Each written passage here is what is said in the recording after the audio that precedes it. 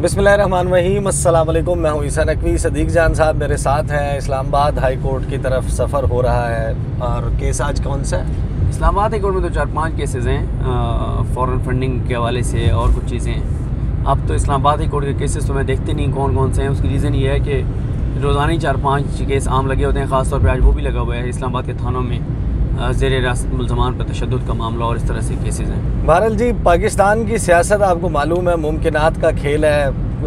कोई प्रोफाइलिंग करनी हो तो कोई किसी जमात को बहुत ऊपर ले जाते हैं, किसी को गिरा दिया जाता है। लेकिन जाहिर है कि एक अवाम की अदालत भी है। 16 अक्टूबर का जो ज़िमनी इंतखाबात का मार्का था, ये बड़ा दिलचस्प और बड़ा मुख्तलिफ था, बड़ा मुनफरिद था पाकिस्तान की तारीख़ में। और अगर आप लोगों ने ट्रैक किया हो, 16 अक्टूबर से 20 अक्टूबर के दौरान जिस किस्म की सरगर्मियाँ हुई, और सदीक जान साहब हमारे यहाँ ये कहते हैं कि जब वजारतें, ओहदे, फंड्स बांटे जाने लग जाएं, मुलाकातों के सिलसिले हो जाएं, नाराज़गियाँ और मनाने की कोशिशें हों, तो इसका मतलब यह है कि मामलात गंभीर हैं। बिल्कुल। ये जो इत्तेहाद बना था, हम इसको शुरू से कहते थे कि ये अननेचुरल अलायंस है, ये गैर फितरी इत्तेहाद है, ज़बरदस्ती की शादी है। ज़बरदस्ती की शादी है और कहीं पर शायद मैरिज ऑफ कन्वीनियंस भी है। ये जो सारा मामला हुआ है, 16 अक्टूबर के आफ्टर शॉक्स जो अब आ रहे हैं, क्या नज़र आता है? कौन सी दो जमातें आप समझते हैं कि जिनका कबाड़ा निकल गया, जिनका फ्यूचर जो है वो आपको लगता है कि बहुत बहुत कोई शायद कोई उम्मीद हो कि रिवाइव हो सके? देखें, बात यह है कि जो है ना, सबसे ज़्यादा अगर आप मुझसे पूछें नुकसान जो कि ज़ाहिर है एक ये बहुत ज़्यादा कि नून लीग का बहुत ज़्यादा नुकसान हुआ, ये वो सारा कुछ। लेकिन नून लीग का जो नुकसान है ना, वो बहुत ज़्यादा हुआ है। लेकिन ये है कि वो क्योंकि उनको ये एज हासिल है कि वो क्योंकि पंजाब की पार्टी है, कम बैक भी कर सकते। पंजाब कम बैक तो नहीं कर सकती उस तरह से, लेकिन ये है कि आप ये कहें कि मतलब बरकरार रहेगी, पार्टी कायम रहेगी, सीटें थोड़ी सी कम हो जाएंगी। लेकिन पंजाब में ज़ाहिर है उनका मुकाबला पीटीआई से है सिर्फ, और जहाँ पीटीआई टिकट गलत देगी वहाँ नून लीग फ़ायदा उठा लेगी। लेकिन जो सबसे ज़्यादा नुकसान हुआ है ना, वो पहले नंबर पे तो ज़ाहिर है एमक्यूएम का ही हुआ है, और एमक्यूएम के साथ एएनपी का हुआ है। मैं ये आगे चल के आपको इदारों के हवाले से भी बताता हूँ कि इदारों के लिए जो नया दर्द सर बन गया है। और ये जो एक भरी एक शख्सियत ने, उसने कहा कि यार हमने ये मुँह पे कालक मान लिया है, लेकिन वो जो शख्सियत है वो सियासी है, वो गैर सियासी नहीं है। ये कभी इसी सस्पेंस में देखते रहेंगे किसका नाम आने वाला है। नहीं, वो मैं सियासी शख्सियत नहीं, वो इन्हीं में से एक शख्सियत नहीं, लेकिन वो मैं बताता हूँ आपको कि हुआ इनके साथ क्या है। देखें, बात यह है कि ये हुए इस्तेमाल इमरान खान के ख़िलाफ़। इनको इस्टेब्लिशमेंट ने इस्तेमाल किया। इस्टेब्लिशमेंट ने इमरान खान को निकालना था इक़्तिदार से, उन्होंने इनको इस्तेमाल किया।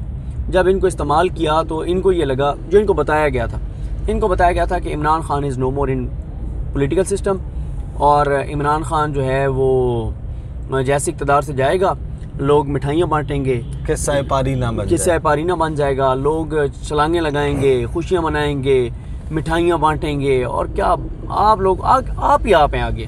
ठीक है, ये जुमला बड़ा साहब कहते होते हैं, ठीक है, वो खैर और तनाजुर में कहते हैं। तो कि इन्हें कहा कि आप ही आप हैं, बस ये मुल्क अब आपका है, आपकी आने वाली नस्लों का है। ये ऐसा समझे हम आपके नाम कर रहे हैं, आपस में आपने बांटना है, आपस में आपने खाना है, आपने मिलके इस मुल्क को नोचना है, सब कुछ ये आपके हवाले है, आपने टेंशन नहीं लेनी। और उन्होंने किया भी सही, नैब तरमीम से लेके ये सारी चीज़ें उन्होंने की भी सही।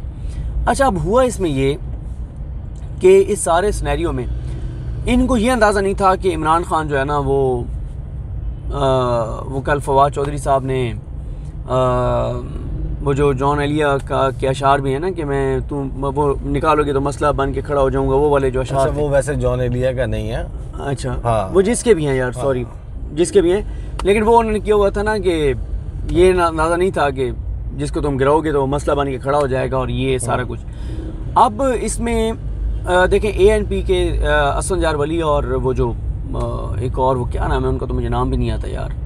अब उनका एक और नाम इतना वायरल हो गया, वो लेना हमारी तरफ से तो मुनासिब नहीं है। एमएल वली साहब का। हाँ, एमएल वली का देखें, उसका तो करियर शुरू होने से पहले ही एक तरह से ख़त्म हो गया ना।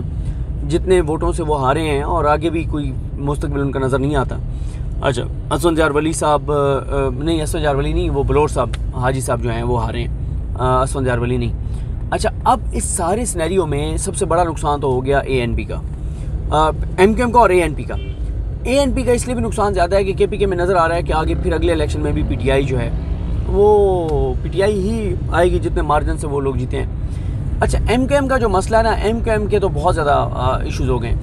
MQM अब उस नहज पर पहुंच गई है कि MQM अब हुकूमत छोड़े भी ना तो मसला हल नहीं होता, भरपाई नहीं हो पाएगी।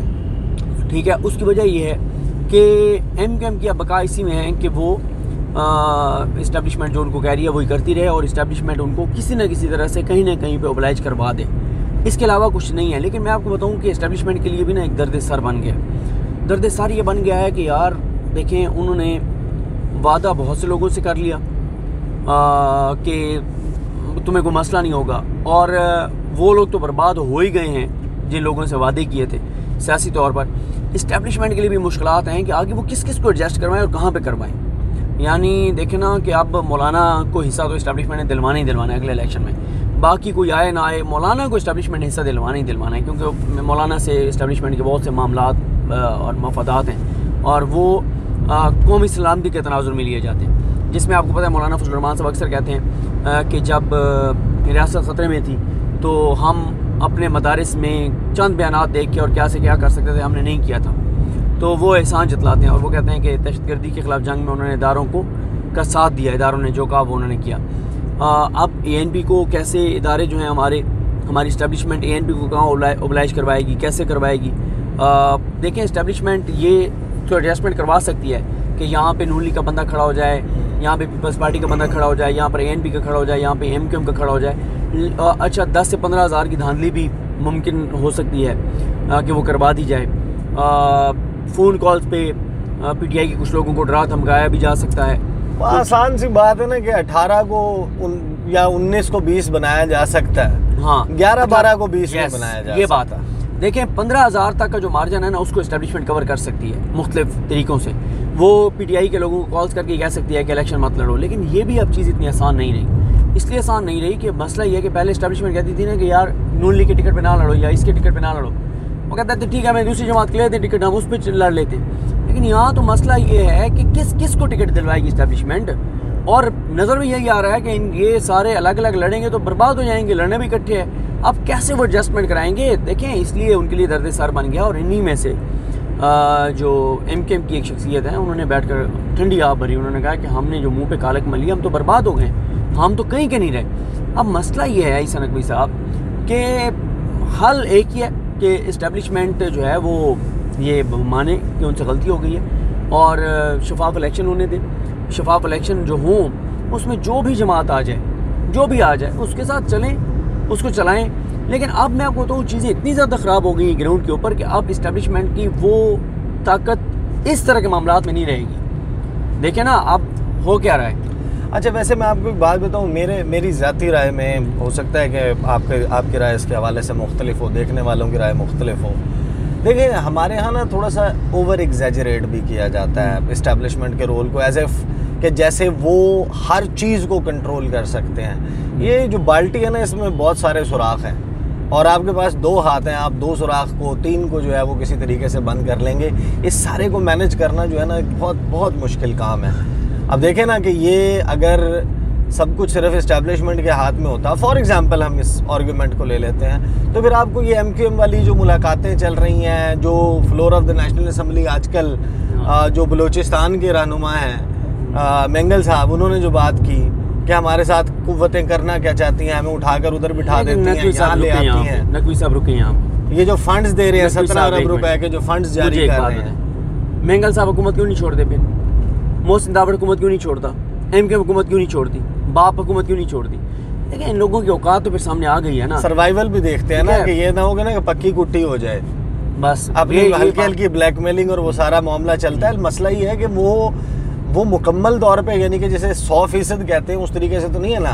अपने 17 अरब हलकों में जो है जाएंगे, फंड्स आप रिलीज कर रहे हैं। जितनी बड़ी काबीना शहबाज शरीफ ने बना दिया, जिनके पास जहर खाने के लिए पैसे नहीं है, और जो उनके अल्ले तलल्ले चल रहे हैं। अब मैंने सुना है कि कुछ काबीना के लोग हैं, उनके घर वालों को भी अब उनके भी नोटिफिकेशंस होने लगे। हाँ, उनके भी बिल्कुल इस्लामाबाद क्लब का हुआ है। और कपड़े बेचने थे इन्होंने, शहबाज शरीफ साहब ने, पता नहीं उनका क्या बना है।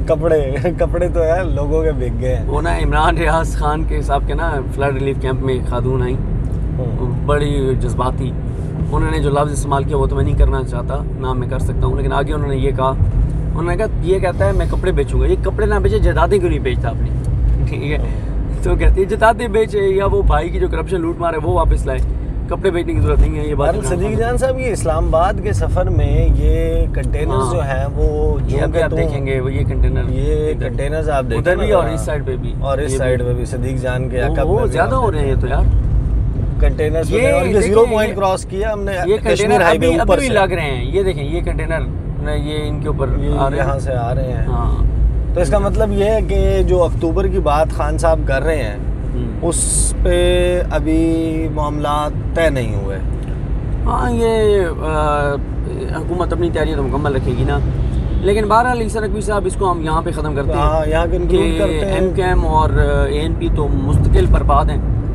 मुझे इनका इनका रिवाइवल नज़र नहीं आता, और इस्टेब्लिशमेंट के लिए भी दर्द सर है। वो किस किस को राज़ी करें, किस किस के लिए काम करें, किस किस को लाएं, तो चीज़ें बड़ी मुश्किल हैं। बाकी एक चीज़ से मैं इख्तलाफ करता हूँ आपकी, जो आपने कहा कि पार्टी में बहुत सुराख हैं और कितने हाथ हैं इस्टेब्लिशमेंट के, वो कितना उसे देखें। इस्टेब्लिशमेंट के हाथ में अभी भी इतना कुछ है कि वो जो मकसद हासिल करना चाहते हैं वो कर सकते हैं। कैसे, वो नहीं मैं कह रहा कि अवाम में तो नहीं हो रही चीज़ें कि वो धांधली भी उस तरह से नहीं कर सकते, लेकिन आप देखें ना, अगर वो इमरान खान को इस्लामाबाद हाई कोर्ट से नहीं कुछ करवा सके, और अगर सुप्रीम कोर्ट से नहीं करवा सकते, तो इलेक्शन कमीशन तो मौजूद है। बहरहाल इस किस्म की चीज़ें होती हैं। मेरी उसके हवाले से ये बात ठीक है आपकी कि सारी चीज़ें उनके हाथ में नहीं है, लेकिन इतनी चीज़ें उनके हाथ में ज़रूर हैं कि इमरान खान को डिस्क्वालीफाई वो करवा सकते हैं। और देखते हैं जनाब ये सिचुएशन कैसे अनफोल्ड होती है, क्योंकि मेरा ख्याल है कि इमरान खान साहब को डिस्क्वालीफाई करने का और इमरान खान साहब को इलेक्टोरल प्रोसेस से, जो इंतखाबी सियासत है उससे अलहदा करने का ऑप्शन रहा नहीं, क्योंकि उनके बगैर का सियासी मंजरनामा, उसको लेजिटिमेसी देना, आवाम को राज़ी रखना, ये मुझे कोई ऑप्शन नज़र नहीं आता। नहीं, मुझे इमरान खान हुकूमत में हैं या अपोजिशन में हैं, कोई ना कोई रोल या उनकी मर्जी और मंशा जो है वो मेरे ख्याल में, मैं अभी ये बात नहीं मानता। मुझे अभी भी लगता है कि वो डिस्क्वालीफाई हो सकते हैं, जितनी चीज़ें उनके खिलाफ की गई हैं और जो हो रही हैं और जो उनके खिलाफ, फिर वो डिस्क्वालिफिकेशन उसी तरीके की होगी ना कि आप डिस्क्वालीफाई कर दें और उसके बाद वो तय कर लें और फिर एक्ट ऑफ पार्लियामेंट से या किसी कानूनी आईनी रास्ता निकाल के नवाज शरीफ और इमरान खान को पहले आप एक पलड़े में डालें, दोनों को ना हल कर दें, फिर अगर एक को हल करवाना है तो दूसरे को भी हल करवाना पड़ेगा। ये काम आप कर लें, फिर ये बार्गेनिंग चिप हो सकती है। ये भी मुमकिन नहीं है कि करवाना है, क्योंकि इसमें बड़ी कॉम्प्लिकेशंस हैं। बहरहाल आगे कॉम्प्लिकेशंस तो हैं। चलें जनाब, ये डिटेल्स हैं और हम इस्लामाबाद हाई कोर्ट के करीब पहुंच गए हैं। सदीक जान साहब आपको अपने केसेस के बारे में, अपने तो नहीं, जो केसेस ये अटेंड कर रहे हैं उसके बारे में आगाह करते रहेंगे। शहर इक़्तिदार पे जो है वो बहुत अहम मामले पर गुफ्तगू करने वाले हैं हम। इंशाल्लाह अगली वीडियो में मुलाकात होगी। मुझे और सदीक जान को इजाज़त दीजिए। अल्लाह हाफ़िज़।